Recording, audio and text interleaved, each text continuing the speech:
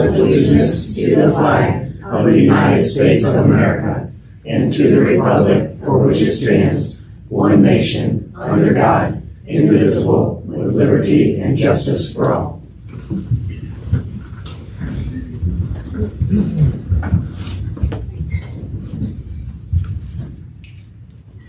Item number 3C, a preview of and approval of the agenda. I will hear a motion. I move to approve the agenda as presented. Second. All those in favor, say aye. Aye. All those opposed? Motion passes. Item 4, approval of the consent agenda. I need a motion for that. I move to approve the consent agenda as presented.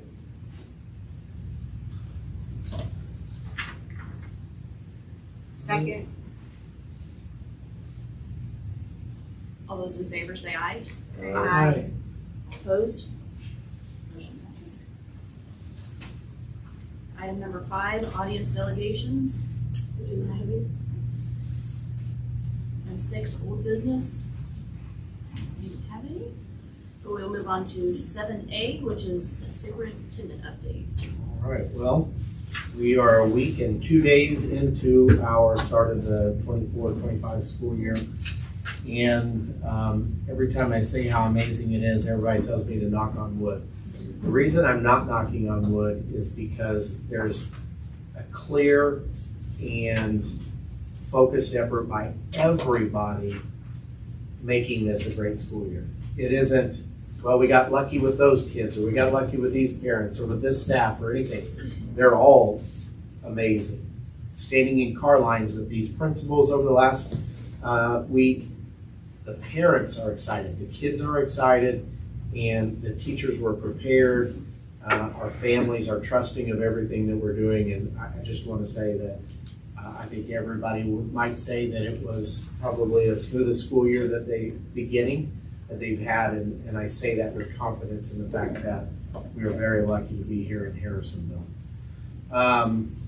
Enrollment, I've got a little bit of an update. Now remember, before we have our September count, everything really is an educated guess. So when we have Linda go in and we try to run some enrollment, we've got kids that are enrolled, and we've got kids, but we have bottoms in seats. And so we have those two differing numbers that we have to look at. And we're trying to get to the middle of that, which is who just hasn't shown up yet, who's enrolling in another school district after Labor Day because they don't start until after Labor Day, so they won't call us for records. All of that comes into play. But you know how important enrollment is to our district. And so we've tried to work out the numbers and get a good educated guess. I'd like to tell you that from the beginning of last year, remember when we start that school year, we start at a number and then we start going up a little bit, and then we have our seniors graduate and some others leave in the middle of the year, and then others leave and it kind of dwindles down a little bit. Compared to last year's beginning, we're up by a handful of students. Now that's in our enrolled students. So there may be some up or down that we need to look at. But as far as our present students, we have more present students than we ended the year with last year. So both of those are kind of a positive message of that even though we might have declined a little bit, we're starting the year higher than we were last year, which is what we want to be able to see. So we've started digging in a little bit. Our kindergarten group that Dr. Love has is significantly, and I say significantly, not a whole ton, but more than what we have seen in a kindergarten group in 3 or 4 years. So that's a positive sign.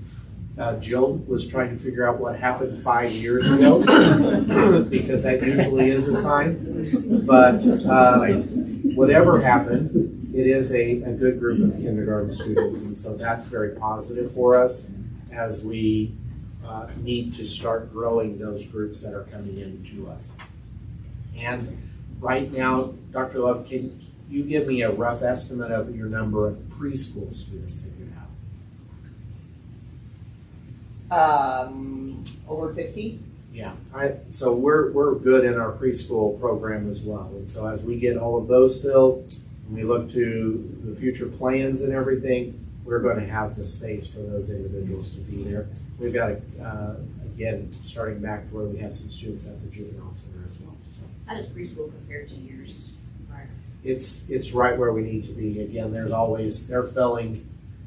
We've had a few drop too due to transportation, and I was sharing with Dr. Chastain that I've had just since school, or since I have started in August, I've had 6 different requests and people who can't participate because of the time frame.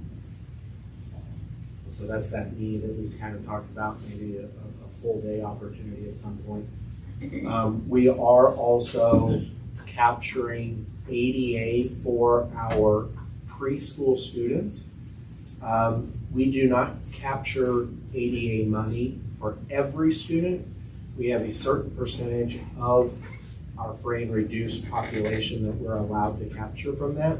And so we are now taking attendance for our pre-K students and also asking them to fill out the free and reduced forms so that we can capture some of that funding in order to support our teachers and things that we do. So very exciting, but we will keep you posted. That September number will be probably the most accurate that it can be, but I don't like to go in. The second day of school, I asked Susan, come on, let's ask. Even if we have to walk to every classroom, let's figure out who's there so that we have an idea. High school is very difficult. Middle school's about as difficult.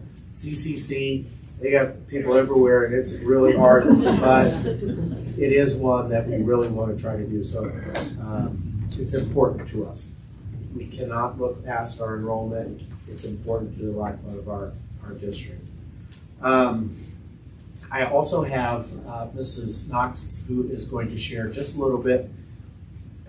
Just want you guys to know that we have are receiving a lot of our state testing data back from the state. However, they have embargoed all of that data for public information until they give us the go-ahead. They have to do all of the work and back-end data work that they do for the MSIP 6 for that data, but as soon as they get it, we will release it publicly. But I'll let you know that students, and it's kind of odd that you go, well, I received the paper in the mail that gave me my students' MAP test or EOC scores, but we're not allowed to release that all together public data until they give us the update. But Mrs. Knox has a few other pieces of information that we can continue to start to sprinkle and share. So we talked last month about like the data in comparison to where we were with our Evaluate testing, looking at the trends that we're seeing across some cohorts of students, as well as the grade levels that we did. We really honed in and worked hard with unit planning. So this year we were able to start off the year. We have our priority standards set for K-12. We're going to continue our revision of those unit plans. There are some that need to be refined. We are looking at all of the resource adoption that we have done over the last several years, and so I'm kind of going through that cycle as well to see what we need to support, what is working for student achievement growth, and then kind of comparing all of those things. I really wish that I would be able to tell you where our Evaluate scores were today, but with Infinite Campus, us transitioning to Infinite Campus and Clever, and which is our single sign-on, and all the programs, we were not able to get those assessments done the first week. So that is hopefully coming. FastBridge has already started our universal screener, but Evaluate has not been able to start yet. And as we talked, if you were at the opening meeting, we talked about the work that our teachers are doing, curriculum-wise, instruction-wise, data planning. All of that is the backbone to that successful, ongoing academic excellence. So, we might see something and say, well, that's just a fluke or this and that. Our goal is to set it up to where we see that long term for success. When all of us are gone, not in this life, but from the district, we will continue to see that academic success at Harrisonville. So, and the last thing I have before we go on to our What's Great is that our MSBA annual conference is October 17th through the 19th. So if you want to put that on your calendar or just on your notes, Susan will be reaching out to see which one you will be able to make that, and then we'll go ahead and get everybody registered for that. It is not at the convention center, kind of how we had that last year. They're just moving it over to the Sheraton and Weston that are right close together. So that's where that will be. If we remember correctly, that 17th was a full day, the 18th was a full day, and then the 19th is just the Saturday morning. Is that? Friday and Saturday are both full. Yeah, that's right. Yeah. Saturday night is the banquet. That's correct. Okay. Thank you. Yes. It's been a long time. I know. Okay. So please look at your calendars for that. Susan will be reaching out. That'll be our MSBA.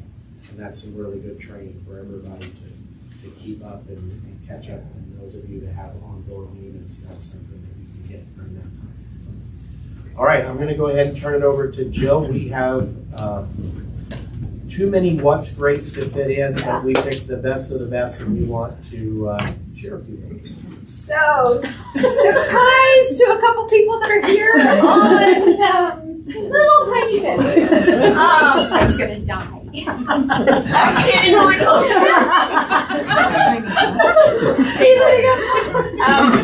We had a really great start to the year, and there's two people in particular. Come on in. We have two. We have two people in particular that we want to recognize for all the work they did to ensure the first part of the year went so well. And so one of those would be Linda White.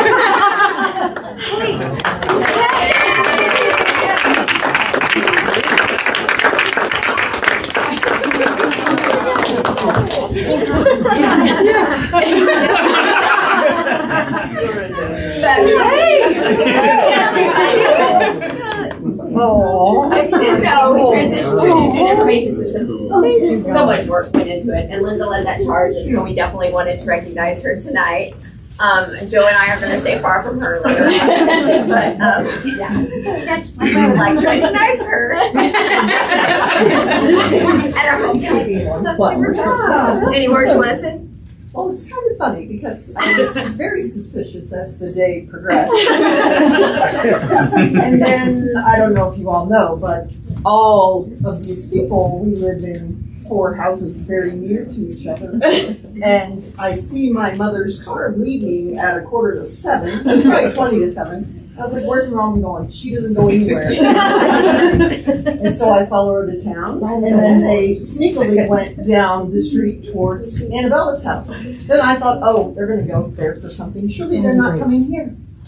But I was right. They were coming here. So, yeah, thank you. Yeah. She has worked so hard and done so much and continues daily, like put out fires and solve problems. So we are so appreciative of that. Yeah, Linda, I will tell you guys that moving from information systems, it isn't something you can say, I'll get back to that.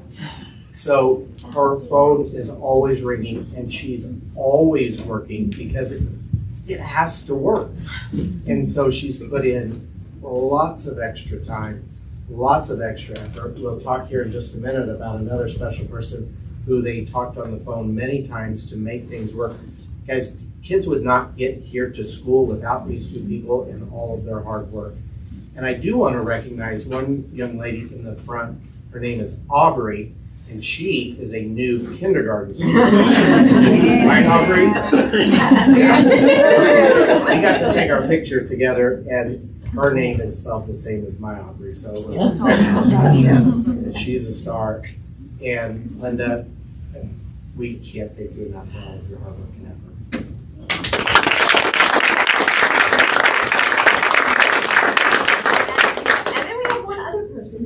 again, as Dr. Cassie said, we get the kids here and back home again. So Wanda,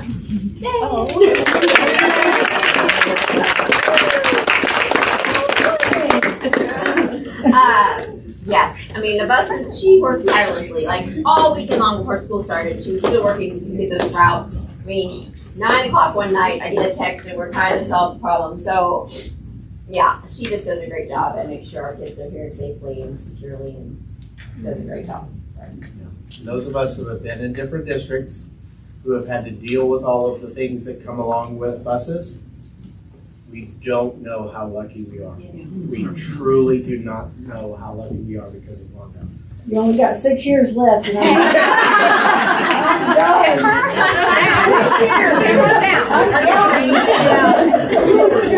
Jason's going to take over.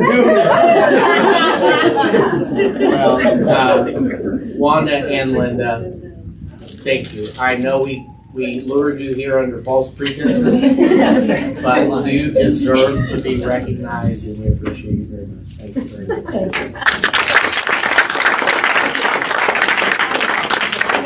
And another gift, you do not have to stay for the rest of the No, day.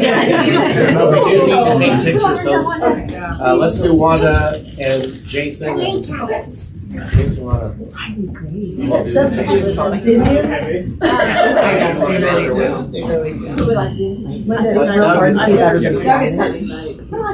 Listen, it was real hard.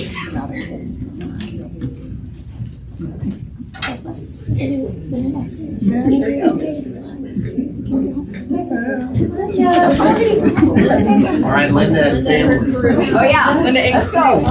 Try a picture. In the front, a little. Yeah, the girls have to be in the front. Oh, Michael. You have to be in the middle.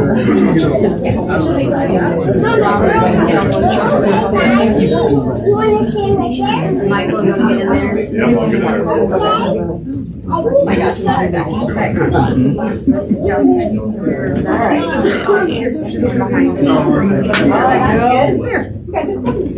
We are. Nice, always. Yeah. All right, here we go. Ready? One. Aubrey, look, smile. Ready? One. Oh, there you go. Here we go. 1, 2. Good job. You got it.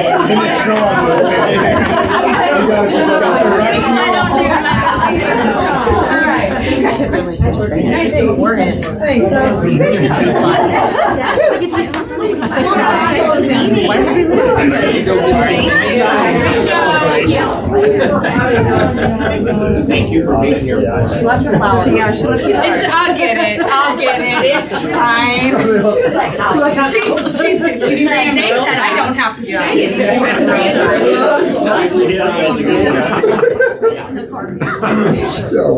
Tired to flat now. And then a couple other first day things that I wanted to share. We continued the first day of school tradition at the middle school of the ringing of the bell. We had retired teachers Ed and Gail Roberts to ring the bell. It was very nice. They kept the kids in the building this time, did an announcement, and they all opened the windows, and then they could hear the bell ringing. So that was great. And then Doing a break or anything? what? I said the room no? No, and he didn't get lifted off the ground like Mr. Foster told him to do it. And the third thing is that on the first day of school, and throughout the year, we have such great partnership with our police department. But on the first day of school, they were everywhere. And they were high-fiving kids. And one in particular, I got a picture about it from a parent that said that their son couldn't stop talking about the police officer that night that greeted him that morning. And that police officer's also done some special things, too, that are really meaningful. So all of them, though, were very present and made a great day. So, No, I'll take that. That's my boy. yeah, I know. And I'll tell you, that, you know, and Annie, you talked about that a couple years ago, like, this is he's my why, because he hates school. He does.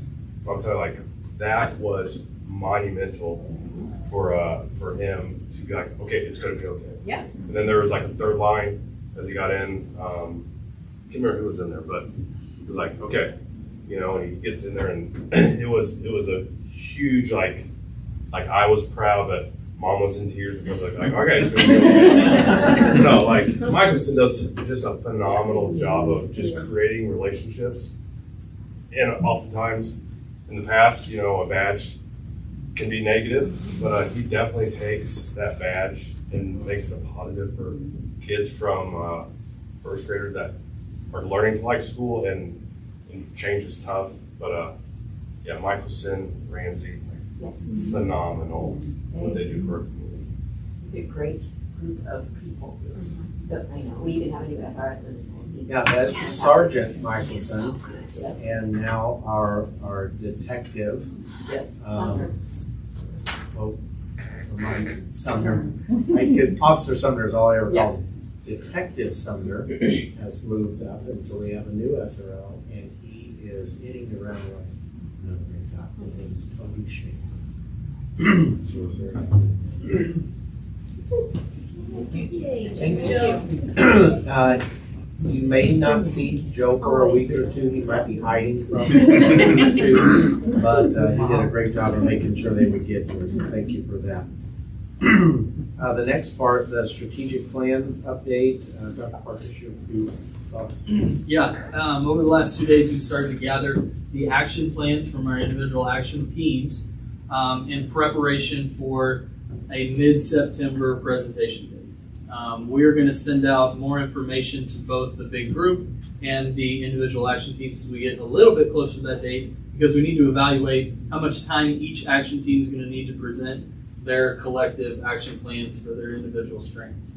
And so we're really starting to get the information. There's a couple teams that want to meet one more time just to make sure that they got what they need. A lot of teams have, in a great way, have reached out to us to, get a little bit of guidance and direction, but really, at sometimes we're overthinking it to a certain degree, because you do have the freedom to create it and to create those strands and those action steps that your team's determined are necessary. And so we don't want teams to overthink it, but we do want it to be pretty specific. They're starting to get those into the Google Drive, and then we will solidify the dates and the location and get that communication sent out. So it's getting close. Ashley and Nancy, that will be one that, as soon as we get those dates, we'll be able to put on your calendar. That plan is ready. Any other questions for Jim? All right, we'll move on to item 7C, which is financial update. Well, we will start with the ASBR summary for our last school year, 23-24.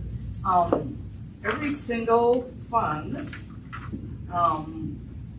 we increased the balance in them from the beginning of the year. So we're sitting very well, as I've alluded to in prior meetings, as we move forward into our unknown years coming up here with enrollment being a little hard to predict what's going to happen there. So just the fact that it was about overall $2.9 million increase in funds and all 4 fund accounts there. So that was hopeful there.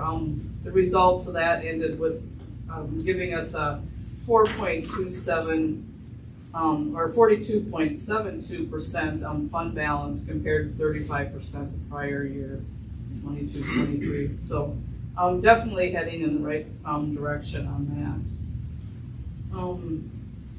Any questions on the last fiscal year before I move on to July?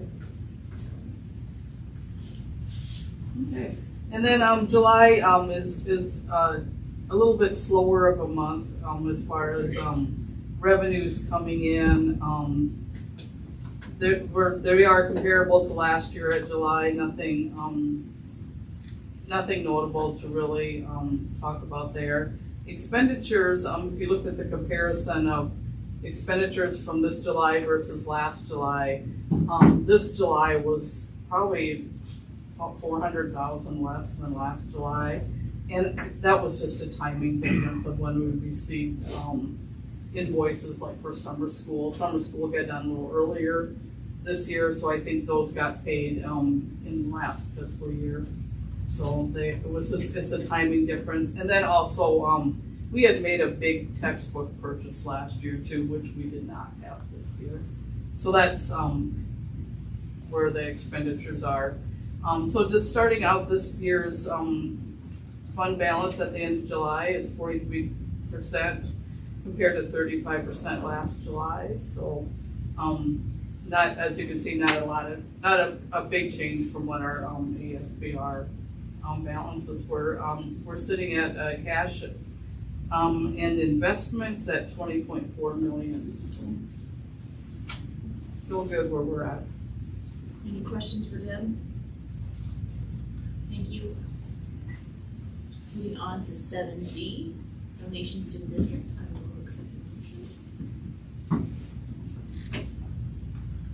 I move to accept the donations to the district as listed. Second. Any discussion? I would just like to say thank you to all of these businesses for supporting our district. It's nice to see these. All those in favor, say aye. Aye. Opposed? Motion passes. Item number 7E, revisions to board policy F140P. Your motion? This is just, I'm sorry, this is just an information item. This is our first read. So with this, what we're looking at in the proposal from Deb is to amend our board policy F140P to be able to adjust the amount of board approval from 5,000 to 15,000. Continuing with the same purchasing policies that we have in the district, what we're starting to run into is not something that it might be a textbook order or something. It really is coming down to concrete work, HVAC repairs, kitchen repairs, things like that. The cost is considerable, close to that 5,000, maybe a little bit over. What happens is those are things that need to be done very quickly, or at least get us on the construction schedule. And what ends up happening is we have to wait another month in order to get that approved, and then that schedule pushes us off, or we can't get the part ordered in a timely fashion to do that. So that's an adjustment to be able to support purchasing without board approval. Again, board does approve, board does look at all of these pieces. It's just that vote with that. So we continue with the same purchasing policies that we have in the district. So whether it's going for different quotes or RFPs, we continue with that process and practice. Is that something that we can, if we're pushing that 15,000, that we can just, is that going to be part of like a Friday letter or something like that, just so we kind of have a grasp of like, oh, that's why they're at the queue or something like that. Just perfect. How would you arrive at the 15,000? Just compared to what other districts in the area were using, and just it's kind of a level of expenditures that we're seeing, kind of a commonality of what things are costing now. Things just costing more. How long has it been since we've upped this? I'm just asking, because like me coming on, this is my third year of my first term, so I'm like, how long has it been then? Is it necessary to triple the amount? Not knowing how long it's been. That's why I'm asking. I don't know. Long time. And just a side note too is we still go through the requiring 3 quotes. That was another question. Josh still approves everything before, through the purchase order process, and probably on things of this nature, he's probably gonna have already spoken with the person that is making the request before a purchase order is even done. So it's something that's well known. It is not our intent to speed up the process. It's in order to be able to get what we need to do, especially HVAC pieces when it comes in right now, and heating units. Those are things that are costing us $10,000. We have to wait, and Joe has to call back after the board approves to be able to process, and then we're stuck because now we're a month behind in getting the product in. So you're saying you're not going to send stuff out to bid unless it's over 15? No. The bid threshold did not change. That's at 50,000. Okay. But This is just where We will continue to get quotes. Oh, We yeah. have to get quotes for Right. anything 5,000 or over to the 50,000. So we will continue to get those quotes and continue to make a decision based on those quotes. But now you're just changing it to 15 instead of 5. Yes. On board. To the, yeah. For board. They would still have the bids. Yeah, it'll just allow Joe to be able to say, we got a unit out at, a refrigerator will cost us well over $5,000. And we need to get that back in there fairly quickly, and that'll allow Joe to kind of move fast on that. This isn't necessarily where we're kind of going, oh, it's just everyday things that we're looking at. Really, it's those ones that are at a time limit. Babe Sensors are a perfect example of that. You guys just approved. You could have had a little bit speedier process. As far as the 15,000, is that kind of on the lower end too of what other school districts around here? Or is it I'd say other school districts are probably anywhere between 10 and 20,000, so I just went random. Sure, sure. So this, again, with it just being that first read, we'll have another piece we're coming back on next board meeting. And we'll vote on it then. Yes. Any other questions? Item 7F is a revision to board policy G235P. And this is an action item, so I will hear a motion. I move to approve the revisions to board policy G235P as presented.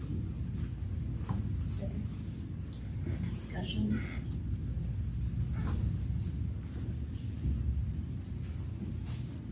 All those in favor say aye. Aye.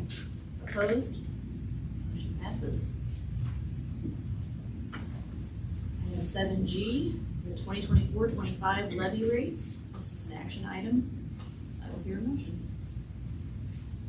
I move to approve the levy for the 2024-25 fiscal year as follows. Incidental General Fund at 3.7020, Teacher Special Revenue Fund at 0.5000, Debt Service Fund at 1.2752, Capital Projects Fund at $0, and for a total tax levy of 5.4772. I'll second that. Discussion?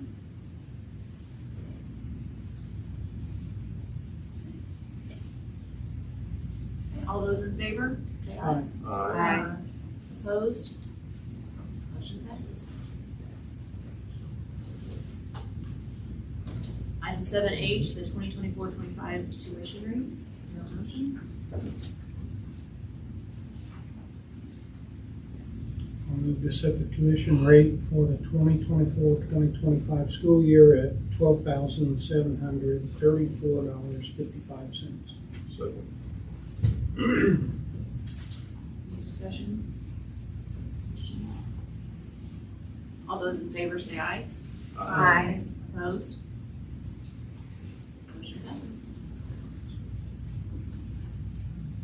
Item 7I, the go-to-market sale resolution. Before we have a motion on this, we have Hannah Snyder from Piper Sandler here.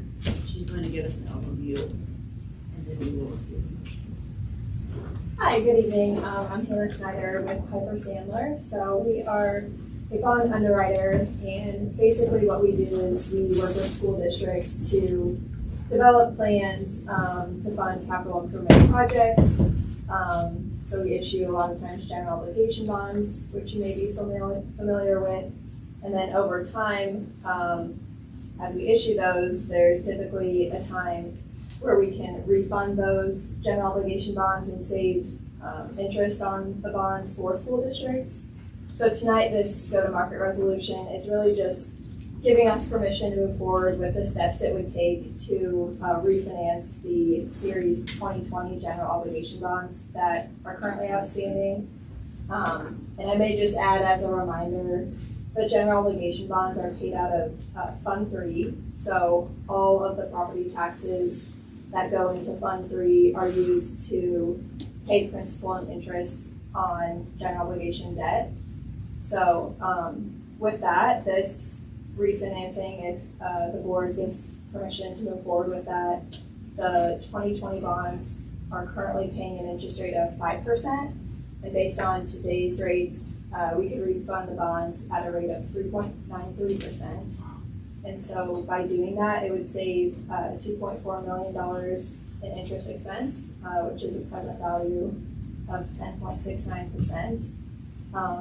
So it's all really just positive news. There's no really reason not to do it. It would really help save interest for the district, and then also just continue to put the district in a great financial position in Fund 3 for future considerations and analysis. So I'm happy to answer any questions, but this resolution is really just giving us permission to move forward with the steps it would take to refinance the bonds. And then does it also increase our bonding capacity once these are redone? Yeah, so every time we look at any sort of debt, including a refinancing, I've actually structured these to put the district in the best financial position for future bonding considerations. So with this specific refunding, it made sense. There's $10 million outstanding, and it's really in the weeds, but the way bonds are sold is with coupons and yields, and it kind of generates different premium structures. So happy to answer any questions about that, but at the end of the day, you have $10 million of bonds outstanding, and the way I've structured it, and with the current tax-exempt market, we can sell those bonds at a premium, which actually lowers the principal amount. So instead of having $10 million outstanding, you'd have like $9.5 million outstanding, which then in turn helps the legal debt capacity that Missouri school districts are kind of limited by if they were to consider even going to voters. So that's kind of what we were thinking about doing for this refinancing, which would just set up the district in the best possible position to consider any sort of future projects. When will we see this come back to the board? Yeah, so again, this resolution is really just letting you know we're going to be moving forward with that if it's approved, and we would be back on October 15th, that would be the more formal resolution of the bond resolution that has the terms and interest rates and kind of the final terms of the actual Series 2024 general obligation refunding bonds.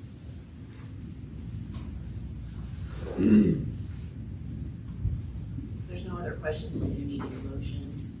I move to approve the go-to-market sale resolution as presented. Second, and this will be a roll call vote. Yes. Nancy? Yes. Jenny? Yes. Michael? Yes. Ashley? Yes. And Yes. Thank you. Thank you, Hannah. Yeah, thank you. Item number 7J, the substitute extra duty letter.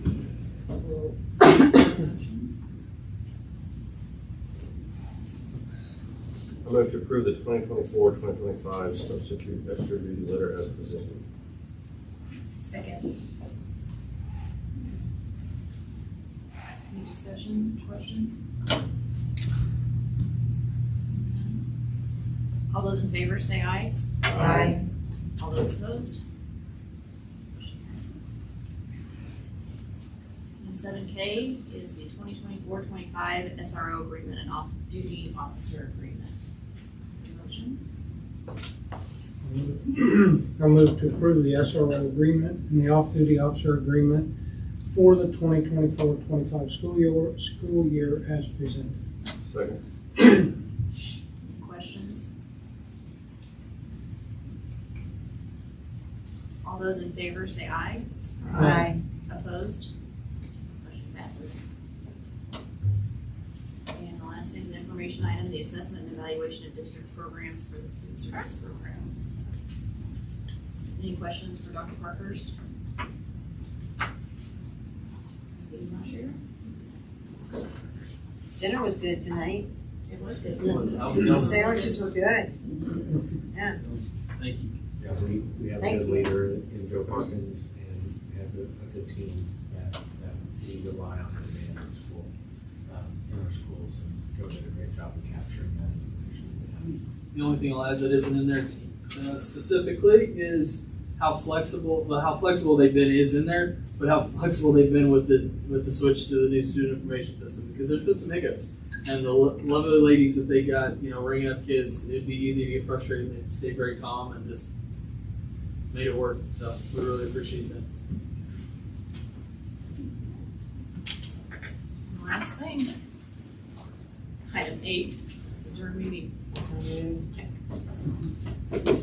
Second. All those in favor say aye. Aye. Opposed? Have a good night. Thank you all for coming. It's nice having people back in the audience. Yeah.